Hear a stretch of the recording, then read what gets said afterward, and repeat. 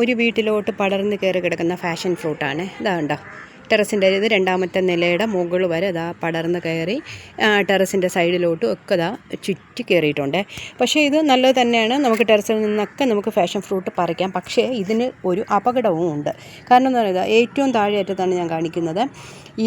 ഇതിൽ നിന്ന് ചിലപ്പോൾ പാമ്പ് കയറി ഇതുവഴി ഈ വള്ളി വഴി ചുറ്റി കയറി മുകളിലോട്ട് വന്ന് വീട്ടിനകത്തോട്ട് കയറാൻ വളരെയേറെ ചാൻസ് കൂടുതലുള്ള ഒരു കാര്യമാണ്.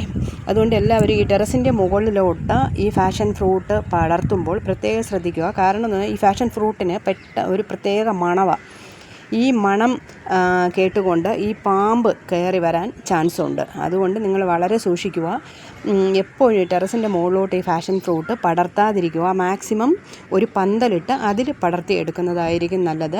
ഒരിക്കലും ഒന്നാമത് ഈ ചൂട് കാലത്ത് ഈ പാമ്പുകളെല്ലാം ഇങ്ങനെ ഓടിക്കൊണ്ട് നടക്കുന്ന സമയത്ത് ചിലപ്പോൾ ഇത് തണുപ്പ് കൊണ്ട് ഇതിൻ്റെ ഇടയിൽ കയറിയിരിക്കാൻ ചാൻസ് ഉണ്ട്. അതുവഴി ജനാല വഴി വീടിനകത്തോട്ട് കയറാനും ചാൻസ് ഉണ്ട്. ഓക്കെ, അപ്പോൾ എല്ലാവരും ഈ ഫാഷൻ ഫ്രൂട്ട് പടർത്തുമ്പോൾ വളരെ ശ്രദ്ധിക്കേണ്ട കാര്യമാണ് ഇത്. ഓക്കെ.